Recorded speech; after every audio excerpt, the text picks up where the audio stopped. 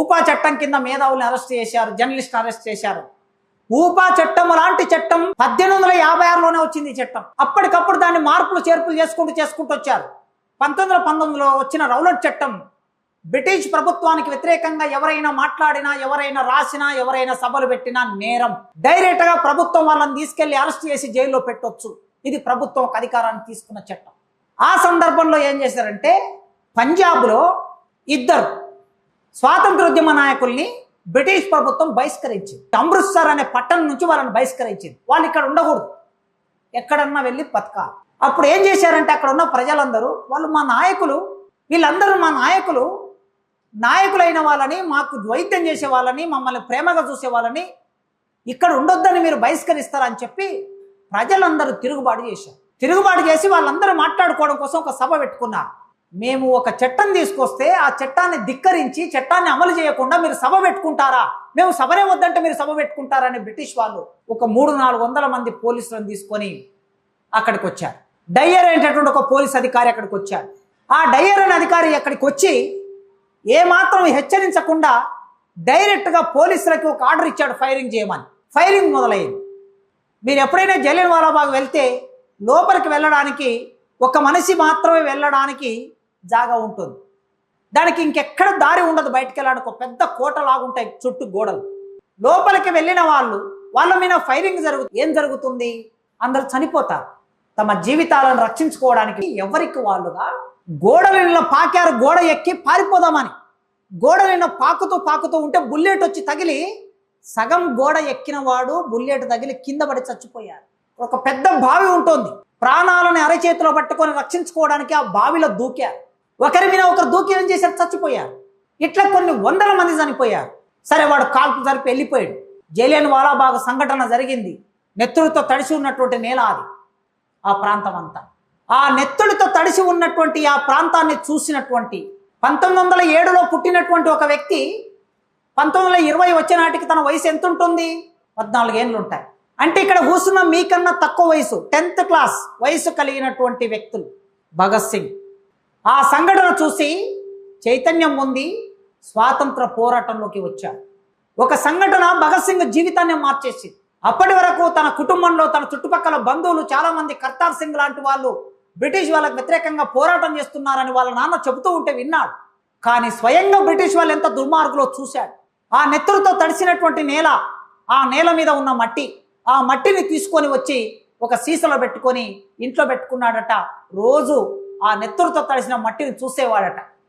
వాళ్ళ అక్క అడిగిందట, ఎందుకు ఈ మట్టిని చూస్తున్నావు అని అంటే, ఇంతమంది చావుకు కారణమైన వాడిని చంపాలి అనే కోరిక నా మనసులో. ఆ కోరిక నిరంతరం మండుతూ ఉండాలి, నేను మర్చిపోతాను అనేమో అనే భయంతో దీన్ని చూస్తూ ఉంటే నా నెత్తురు మరుగుతూ ఉంటుంది. సలసల కాగే నెత్తురు అంటాం కదా, అలా నెత్తురు మరుగుతూ ఉండాలి నిరంతరం. అట్లా నెత్తురు మరుగుతూ ఉండాలంటే అది చూస్తూ ఉండాలి అనుకున్నాడు 14 ఏళ్ల పిల్లవాడు. అది భారతదేశ స్వాతంత్ర ఉద్యమ గమనాన్ని మార్చేసింది. 1927 వచ్చే నాటికి సైమన్ కమిషన్ వచ్చింది. సైమన్ అనేవాడు ఒక అధికారి. బ్రిటిష్ ప్రభుత్వం కమిటీ వేసింది. ఆ కమిటీ భారతదేశంలో పరిపాలన ఎలా కొనసాగుతుందో తెలుసుకోవడానికి ఇండియాకు వచ్చింది. మొత్తం దేశంలో ఉన్న వాళ్ళందరూ సైమన్ గో బ్యాక్ అని దాన్ని వ్యతిరేకంగా పోరాటాన్ని మొదలుపెట్టారు. కమ్యూనిస్టులు, కాంగ్రెస్ వాళ్ళు, ఆర్య సమాజ్ వాళ్ళు, హిందూ మహాసభ వాళ్ళు అందరూ సైమన్ గో బ్యాక్ అని ఉద్యమాలు జరుగుతున్నాయి. పంజాబ్లో లాలా లజపతి రాయ్ నాయకత్వంలో సైమన్ గో బ్యాక్ అని పోరాటం నడుస్తూ ఉంది. అప్పటికి 20 ఏళ్ల వయసు వచ్చిన భగత్ సింగ్ లాలా లజపతి రాయ్ పోరాటంలో భాగంగా ఒక యువకుడిగా ఏం చేస్తారు? యువకులు అంటే దేశాన్ని మార్చడానికి కావలసిన ఆలోచన చేస్తారు. 1927లో సైమన్ గో బ్యాక్ అనే పోరాటంలో భగత్ సింగ్ అందరినీ ఏకం చేసి సైమన్ను రైలు దిగకుండా నిలవరించాడు. పంజాబ్లో అడుగు పెట్టనివ్వలేదు సైమన్. ఎక్కడికక్కడ బైకాట్ చేశారు. ఆ బైకాట్ చేసేటప్పుడు పోలీసులు లాఠీ చార్జ్ చేశారు. లాఠీ చార్జ్ చేస్తే లాలా లజపతి రాయ్ ముందున్నాడు.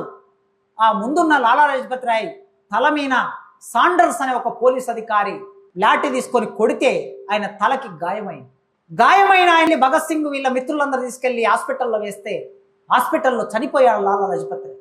రెండో సంఘటన తన కళ్ళ ముందు మెదులుతూ ఉన్నది. ఎప్పుడైతే జలియన్వాలా బాగ్ జరిగిందో, జలియన్వాలా బాగ్ తర్వాత గాంధీ సహాయ నిరాకరణ ఉద్యమం పిలిపించాడు.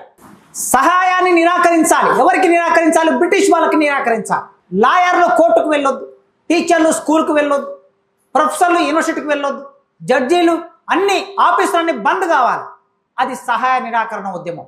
ఈ సహాయ నిరాకరణ ఉద్యమంలో లక్షలాది మంది, కోట్లాది మంది ప్రజలు, భారతీయులు పాల్గొన్నారు. పాల్గొంటే చౌరా చౌర అనే ఒక చోట ఉత్తరప్రదేశ్లో అందరూ మౌనంగా వెళ్తూ ఉన్నారు. ప్రజలందరూ, పోలీసులు వచ్చి వాళ్ళ మీద దాడి చేశారు. దాడి చేస్తే ప్రజలకు బాగా కోపం వచ్చింది. కోపం వచ్చి ఏం చేశారు, అక్కడ ఉన్నటువంటి పోలీసులందరినీ తీసుకెళ్లి పోలీస్ స్టేషన్లో బంధించి లాక్ చేసి పోలీస్ స్టేషన్ తగలబెట్టేసి, మౌనంగా శాంతియుతంగా వెళ్తున్న ప్రజల మీద పోలీసులు దాడి చేస్తే ప్రజలు ఊరుకుంటారా? వాళ్ళను బంధించి తగలబెట్టారు.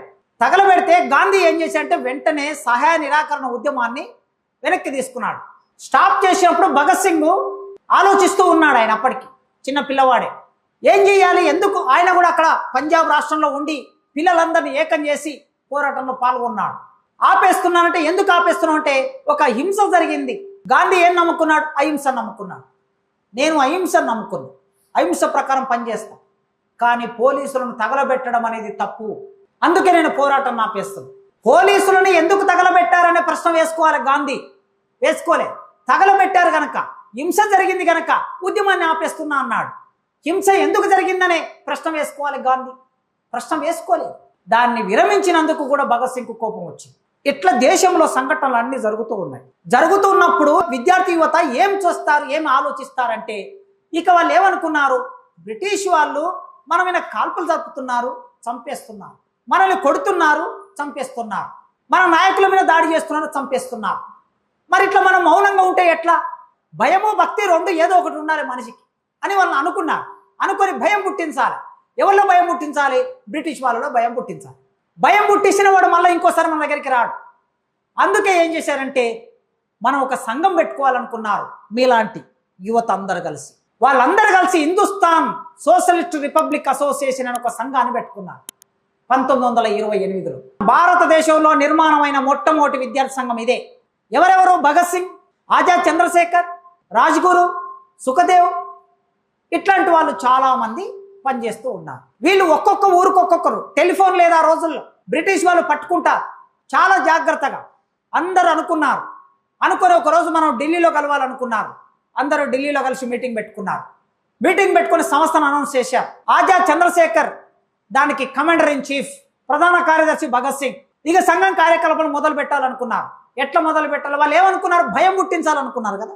అందుకే భయం పుట్టించాలనే ఉద్దేశంతో ఒక రెండు ప్రధాన సంఘటనలు చేయాలి. ఒకటి, ఢిల్లీ అసెంబ్లీలో బాంబు వేయాలి అనుకున్నారు. ఎందుకు వేయాలి బాంబు? ఆనాడు బ్రిటిష్ వాళ్ళు రెండు చట్టాలను తీసుకొస్తున్నారు. ఒకటి కార్మిక డిస్ప్యూట్ యాక్ట్, రెండు ప్రజాభద్రత చట్టం. ఈ రెండు చట్టాలు భారతీయులకు వ్యతిరేకం. ఈ రెండు చట్టాలు వ్యతిరేకం కనుక మనం ఏం చేయాలి? దీన్ని వ్యతిరేకించాలి.